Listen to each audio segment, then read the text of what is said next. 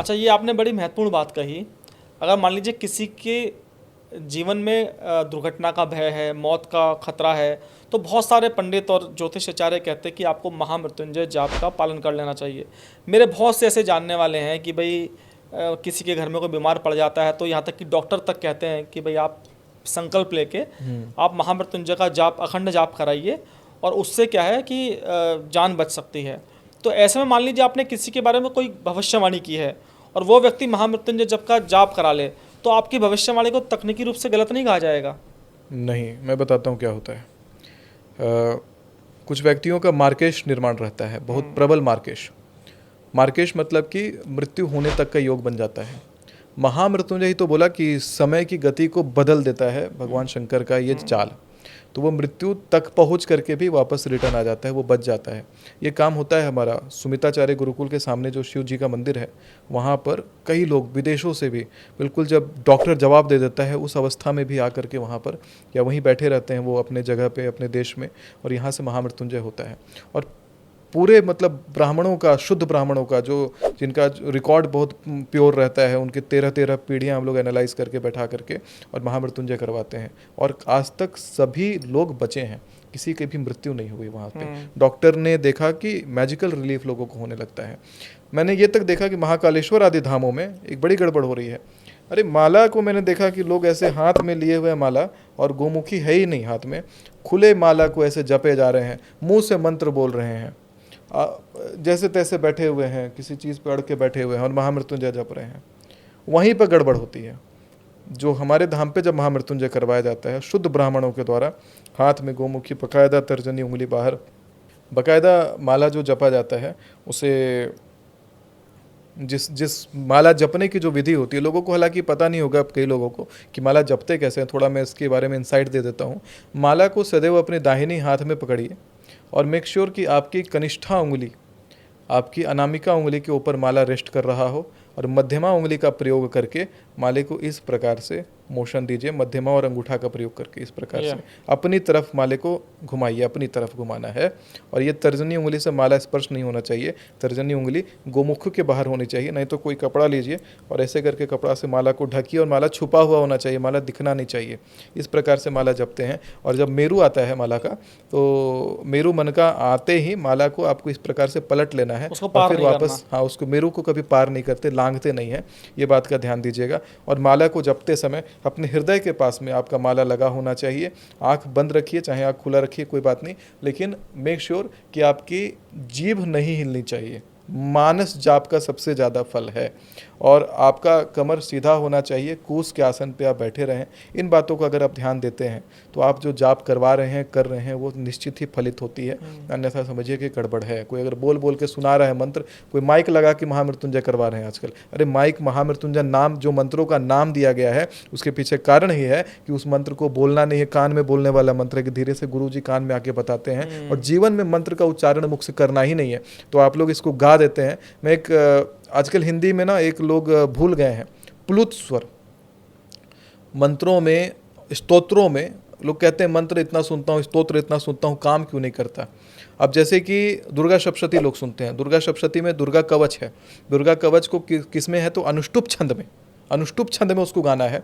जिस प्रकार से उसकी शब्दावली है, जैसे मान लीजिए कि यद गुह्यम परमम लोके सर्वा रक्षा क्रम नृणाम यन किसी दाख्यताम तन्मे ब्रूहि पितामह। तो ये एक शब्द है, यद गुह्यम परमम लोके सर्वा रक्षा करम नृणाम, ये एक शब्द है, इतना बड़ा शब्द है वो। और उस शब्द को अगर आप गा करके, जब कभी यूट्यूब पे सुनते हैं, कहीं सुनते हैं, तो उसको लोग गा देते हैं। तो गाने में क्या हुआ, यद गुह्यम परमम लोके सर्वा रक्षा करम नृणाम। तो ये जो गाया जहाँ मैंने, तो जितने बार मैंने खींचा स्वर को, वहाँ प्लुत लग गया। जैसे मैंने किसी को बोला कि कहाँ हो, तो कहाँ हो में कहाँ हो सीधा लिखाएगा हिंदी में, लेकिन अगर मैंने बोला कहाँ हो, तो हो जो है उसके आगे प्लुत लग रहा है। तो गाया जहां पे मैंने प्लुत लग गया, तो उच्चारण गलत, मंत्र गलत, सब गलत। तो इसलिए कभी भी अगर आप करते हैं, संस्कृत वाला पढ़िए और स्पीड में पढ़िए, जिस तरीके से, जिस छंद से लिखा गया है। इसलिए कहते हैं गुरु आदेश से पढ़िए। नहीं कुछ समझ में आए तो मैं भी डाल देता हूँ असली प्राचीन दुर्गा कवच, मैंने अपने उच्चारण में ही डाल दिया करके, असली प्राचीन दुर्गा कवच। इसको भी ढूंढ करके लोग इसको सुने रात के 12 बजे, तुरिया संध्या काल में, रात के 10:30 बजे से रात के 2 बजे के बीच में सब परिवार बैठ करके एक बार सुनना स्टार्ट करेंगे, फिर देखिए जीवन में कितना बड़ा बदलाव आता है। तुरिया संध्या काल कहते हैं कि या पठेत प्रत्यो नित्यम त्रिसंध्यम सदान्वितः दैवी कला भवेत् तस्य त्रैलोक्यशो पराजितः। देवी जी का एक नया कला जीवन में निर्माण हो जाता है, देवी कला करने लगती हैं। 3 संध्या करने का फल मिल जाता है, खाली तुरिया संध्या एक समय पूजा करने का। बहुत सारे लोग होते हैं आजकल ऑफिस जाते हैं, ये बहुत अच्छा, ये आप रील डाल दीजिएगा इसका, कि लोग ऑफिस जाते हैं, पूजा पाठ नहीं कर पाते, दिन में समय नहीं है लोगों के पास में, फटाफट ऑफिस निकल जाते हैं, पूजा नहीं होता है।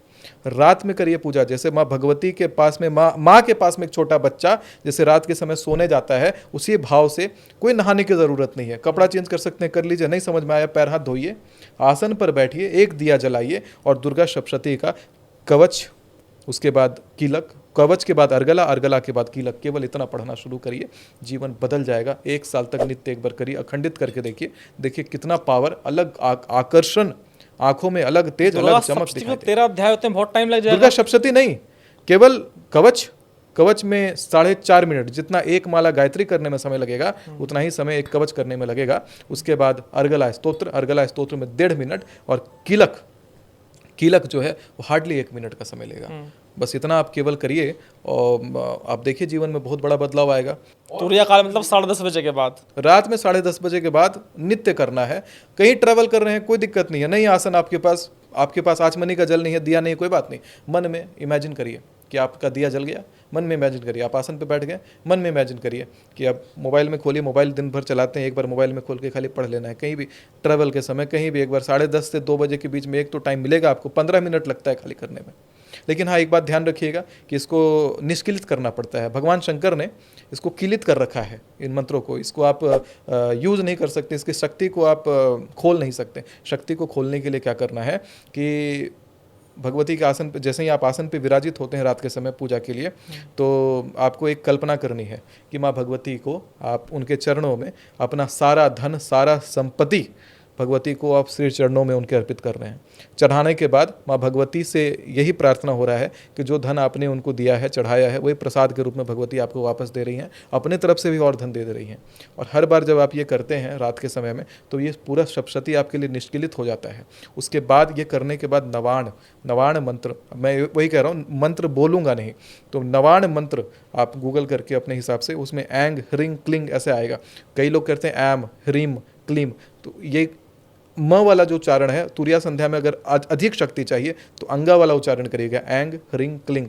और बाकी अब पूरा मंत्र जो है आप देख ही रहे हैं उसको, तो उसको गूगल से करके आप निकालिए मंत्र, और जो उच्चारण मैंने बोला उसको करके, और एक माला करिए, चाहे 11 बार करिए, चाहे 21 बार, नवाण करके, उंगली में भी 11 बार करना है तो ऐसे अनामिका से स्टार्ट करिए, 1 2 3 4 5 6 7 8 9 10 11 बार नवाण करिए, चाहे 21 बार नवाण करिए। और फिर आप जो है यही कवच पढ़िए, कवच के बाद अर्गला पढ़िए, अर्गला के बाद कीलक पढ़िए, और फिर नवाण पढ़िए। और पढ़ने के बाद क्षमा प्रार्थना पढ़ लीजिए।